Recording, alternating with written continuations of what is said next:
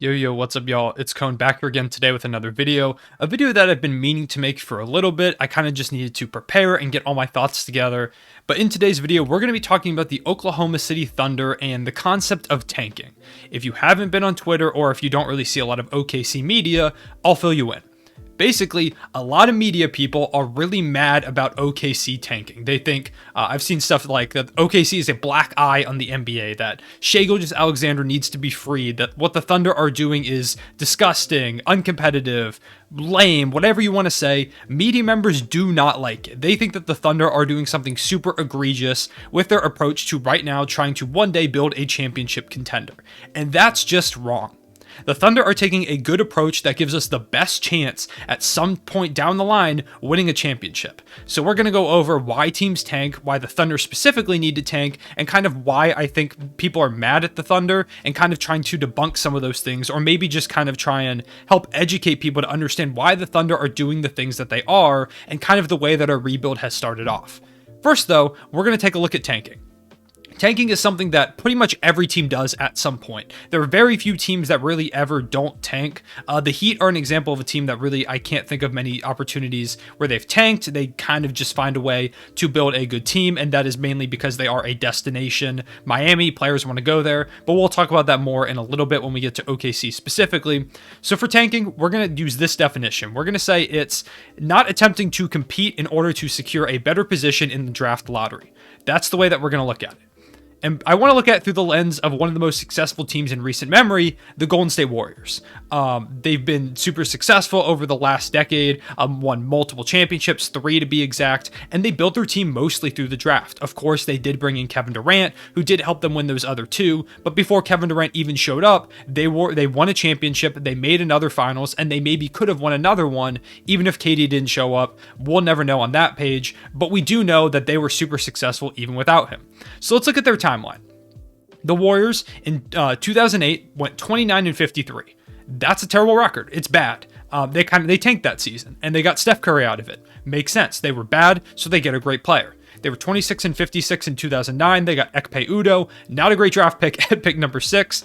In 2010, they were 36-46 and got Klay Thompson, their second most important player behind Steph Curry, to their championship run. In 2011, they went 23-43. They got much worse. And they got Draymond Green and Harrison Barnes. 2 more of probably the top 5 most important players. You could throw maybe like an Andrew Bogut in there as well as the most important players to their first championship run. So when we look at that, they were bad. Those 4 seasons, they missed the playoffs all 4 years. And eventually they did end up getting back to the playoffs just a season later. But those 4 years, they were really bad. They didn't try and bring in a lot of new talent because they were like, okay, we're going to build through the draft. And it worked. They got Steph Curry, Klay Thompson, Draymond Green, Harrison Barnes, and then ended up in a few years, won a championship. Even just recently, 2 seasons ago, Klay Thompson out for the season. Draymond Green was kind of dealing with something. Steph Curry hurt his hand. The Warriors tanked that season, 100%. They didn't try to bring in any more talent. They let Steph Curry sit the whole season. Maybe he could have come back at some point, but he really didn't need to. There was nothing worth playing for, and so they're like, take the season off, get healthy, we'll need you next year, which makes perfect sense, and they tanked. And they got James Wiseman out of it. He hasn't shown a lot on the court just yet, but he is a player that went 2nd overall. He's a good player. And so they tanked. Every team does it. Whether you're in the middle of a team like the Warriors where you're trying to make your rebuild, or the more recent Warriors where you have an injury to a player and it's just not your season to win, every team tanks. Even a team that has been super successful very recently in the Golden State Warriors, kind of similar to the Thunder situation where very recently they were highly successful, you tank when you have the opportunity, when you need to re-bolster your squad, and that's exactly what they did. It makes sense. There's no point in trying to be mediocre. If you try to be mediocre, you end up like the Kings. Sorry, Kings fans. This is the part where I talk about you guys. The Kings are stuck in a purgatory. They are in a position that no basketball fan really wants their team to be in. They perpetually miss the playoffs. They always hover right around 30, sometimes up to like 39 wins in that season a couple years ago, but they're never a good team. They're always about like okay, average, below average, but they're also never really terrible, and that leads to them never really getting towards the top of the lottery. They always get like a kind of a late late single digits pick. They got Davion Mitchell this past year. They got Tyrese Halliburton a little bit later in the draft, which is a pretty good draft pick for them. But right now, at least for me, when I look at that Kings team, I don't see any concrete path to the Kings becoming a championship team anytime soon. They're going to have to make some kind of trade, or there's going to have to be some massive development from Tyrese Halliburton, Davion Mitchell, and even then, I don't know if it's going to be enough. So the Kings are stuck. They're in a position where, for me, I look at their team and I don't quite see a path to them winning a championship. It just doesn't seem like it's quite there. I could look at other teams that are kind of bad, like for example the Pistons, and I can see a path. They got Cade Cunningham, the first overall pick. Say, this upcoming year, they're also bad, like we've seen so far. They're awful again. They get another top pick, and they pair another potential superstar with Cade Cunningham. Then you can kind of start to see it. Those two guys learn to play together. Maybe they make a trade or two, and then boom, they're a championship contender because they've got those two star guys. There is kind of a path there. There's no reason to being mediocre. If you don't ever try and tank, if you don't ever try and be at the top of the lottery, then your team just gets stuck in that purgatory, so it doesn't make sense. And for OKC, it's necessary to tank because we are a small market team. There are not free agents that are going to want to come to Oklahoma City. It is just not something that's possible. And so for us, the feasible path, as I was discussing with the Pistons, the feasible path to winning a championship is building through the draft, similar to the Warriors, because we're not going to get a free agent. There's not going to be a situation where like a Kevin Durant comes in and joins OKC, which is funny that I say that, to help us become a contender or something like that. There's not going to be a situation where someone picks OKC because we're just that small market. No one's going to pick OKC over Miami. I am not delusional. I understand that. Let's take a look at the top free agents in franchise history for the Oklahoma City Thunder. I Googled top free agent in franchise history to kind of get like a gauge of maybe what some other people thought. And I saw 3 top names on a couple different articles. The best free agents in Oklahoma City history, according to these articles, were Patrick Patterson, Mike Muscala, and Nerlens Noel. The top 3. This is a franchise that had Kevin Durant, Russell Westbrook, James Harden at one point. They made a finals. They made a Western Conference finals. And even with those big name talents, free agents still didn't want to come join the Thunder. They just didn't want to. And so if you look at all that talent and guys still don't want to come join, then it's just not going to happen. The Thunder aren't going to get free agents, so we have to build through the draft. It makes sense. I feel like most people should understand that. We're not a Los Angeles. No one's good. A LeBron James isn't going to come to the Oklahoma City Thunder unless we draft Bronny James. Then maybe that happens. But it's not going to happen. So the Thunder have to build through the draft. I think I've made that point pretty clear that that's the way it typically works.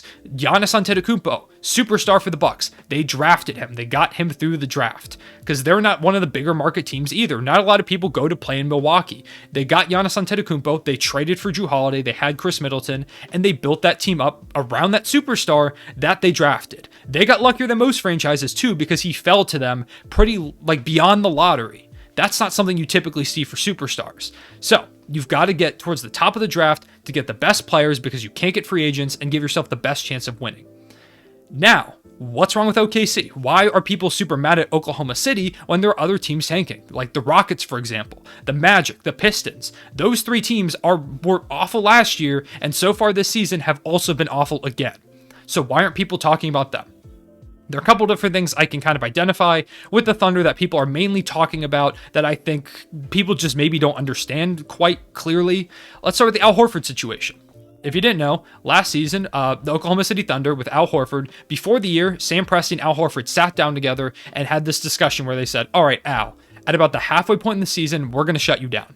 You're not going to play anymore. We're not going to be good. They didn't anticipate the team being very good, even if they tried to make a push for the play-in tournament, which they did in the first half of the season, by the way. So wasn't even really a tank at the beginning of the season. They told Al Horford, we're not going to be great, so we're going to sit you, let you rest, and we're going to try and get you to another team, whether it's at the trade deadline or by the time, like in this upcoming offseason, we're going to get you to a situation where you can try and win because you're towards the end of your career. And he's like, okay, that makes sense. And guess what? It's working great for him. He got traded to Boston, given they haven't been quite good so far. I do think that they're going to be much better than they have been so far, but he's playing some of the best basketball of his recent career. He has like a career high in like blocks right now, I believe. He's rebounding the ball well. He's shooting the ball well. He's on fresh legs at the twilight of his career, doing his best to try and help a team in Boston compete. It made sense for him, and it made sense for us because it gave us a chance to evaluate our young center talent. Moses Brown and Isaiah Roby are two names that they got a ton of run at the end of last season because we wanted to see what we had in the players. Turns out we weren't super big into especially a guy like Moses Brown because we ended up trading him. But if we didn't get the chance to evaluate him, then maybe that's not a guy we trade, and we're still kind of up in the air whether or not, oh, can he be a guy, can he not? So we took that opportunity to evaluate our talent. Now, people are mad saying, oh, they sat Al Horford to tank, they sat Al Horford to be bad. Yes, that is partially the case. There was no reason to be like a middle of the pack team for a team that has at that point had no clear path other than being the worst team in the league or one of them to winning a championship or getting a top level player. And even then when we were bad, we got the 6th overall pick. So I don't get why people are so mad. Also part with this Al Horford situation is the double standard. We take a look at the Houston Rockets right now. They are currently sitting John Wall on the bench, a former All-Star, a guy that they're paying like $40 million a year. They're sitting him on the bench.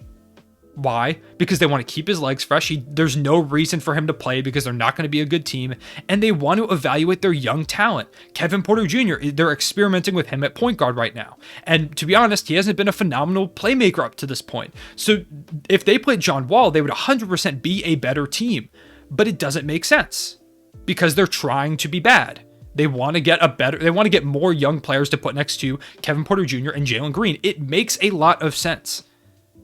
Why wouldn't a team do that? I'm not mad at what the Rockets are doing. I just don't know why people are looking at the Al Horford and John Wall situations as any different.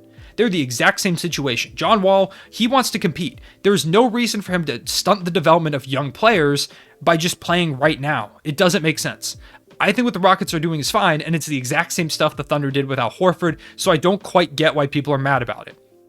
The second thing that a lot of people talk about is Shai Gilgeous-Alexander, because he's quickly becoming one of the most fun young stars in the league to watch. And so people are saying things like, how long is SGA going to stand being bad? Will SGA be willing to sit again because he sat at the second half of last season, which people don't understand, but I'll get to that in a second. But starting with the first question, how long will SGA stand this? This right now is our first season tanking. Right now, the one that we're in right now. If you want to consider the end of last season a tank job, sure, 100%. In the second half of last season, we started tanking. We were 19-21 with Shai Gilgeous-Alexander last season. We were a play-in team, basically. If we had Shai and Horford, if Shai was healthy and Horford played the full season and Dort didn't end up getting hurt towards the end of the year, maybe the Thunder make the play-in tournament. It was very possible. We were not tanking at that point. The second half of the season, when Shai ends up sitting because of an injury, we'll get to that in 1 second, Dort ended up getting hurt and we sat Al Horford, yes, we were tanking. But this is our first full year and we are 7 games into it. People are acting like the Thunder have been tanking for 5, 6, 7 years. We're not a team that's missed the playoffs for that long. We made the playoffs and pushed the Rockets to 7 games just a couple of seasons ago. So I don't quite get why people are freaking out about this already. And like I just said, with the whole thing of, oh, is Shai going to be willing to sit again for the second half of the season? Shai was hurt. I don't know how many times I have to say this. Shai was injured. He had plantar fasciitis in his foot. That's nothing to mess with. There was no reason to have him go out there and play for a team that at the best would make the play-in tournament. He right now is our franchise cornerstone. He is the guy that we want to be the face of our franchise and our best player when we're trying to win the championship. Why would we risk any of that by having him go out there and play in a meaningless season? It doesn't make any sense. So we shut him down for the year. Could he maybe have come back at the end of the year? Maybe. Or maybe not, because he didn't play in the Olympics. All season, Shai talked about how much he was excited to play in the Olympics, represent his country, Canada. He was going to be the best player on that team. And he couldn't play because he had this foot injury. So I don't know why people think that this was a Thunder decided thing that we were just going to shut him down and that he didn't get hurt. He didn't play in the Olympics. That was after the season. There was no reason for Shai to fake an injury after the season. And what, was he going to play for Canada and help Canada tank for a draft pick next? It doesn't make any sense. So Shai was hurt. If you didn't know that, now you know. So that's my issues with the Shai Gilgeous-Alexander thing. Next, the pick situation. The Thunder are in a very unique situation due to our record number of picks. And I think because of all the draft picks we have, many of which go towards like 2025, 2026, and 2027, people think this rebuild is going to take 5 to 6 years because that's when some of the picks will finally be conveying. That is not the case. There's more you can do with draft picks than just drafting players. the picks can, I made a whole video talking about why the Thunder are getting picks. If you want to see that, I'll put it in the description below. But kind of the quick of it is, we can use the picks to, one, bolster the championship core by trading for role players, whether it's like depth or stars after we've drafted our top guys, or we can use them to trade for future picks and continue keeping this pool of assets just going forward and forward. Or maybe we even have some of these draft picks that, like, maybe we have like some older and aging guys towards the end of our team trying to compete for championship, and one of those picks conveys, and it's like, oh my god, we've got like the top like 5 pick. Now we add a new young piece into this championship core already and just bolster ourselves for more runs. Or we can trade like 10 of them for a superstar. When a superstar becomes available or disgruntled, the Thunder have one of the best packages to trade for a star. There's so many different things you can do with the picks rather than just drafting people. So when people are like, oh, all of Shai's future teammates are like 17 or like 15, 14 right now, I don't think they quite understand why the Thunder are gathering picks. And I think that's something that not a lot of big media understand because they just don't watch the Thunder or pay attention. If the Thunder win a championship in the post-rebuild era, like after this rebuild, this could become the standard for small market teams. You trade off players, you continue to gather and pick up assets. You bring in guys like a Chris Paul, who is kind of looked at as a bad contract. You rehabilitate him, you have him play great, get more assets from him. An Al Horford situation, you get more assets from him as well. This could very well become the standard, and I guarantee you, if the Thunder win a championship through this method, people right now that are like attacking it and saying it's dumb are going to have revisionist history and say that it was genius the whole time. Keep an eye on that. And finally, the final reason I think they're kind of hopping on OKC is just, once again, we're a small market team. The media want to see players like Shai Gilgeous-Alexander in bigger markets. They'd much rather see him on the Lakers or the Knicks, and they would much rather see a Lakers versus Knicks finals than like an OKC versus the Detroit Pistons finals because of ratings, because getting to go and be a media member in LA or New York is probably more enjoyable than being one in like an OKC or Detroit. So those are all my thoughts on why I think people are kind of looking down on the Thunder, what people don't understand. I hope I was able to clarify kind of what our rebuild is going to look like for y'all. If I had to give a timeline for the rebuild, I think obviously this season we're not very good. Next year, if we do end up getting a top pick, I think like starting next year and the year after is when we're really going to get the ball rolling, and hopefully within maybe not next season but the season after, we're able to try and make a return to the playoffs, and then from there try and become a championship team.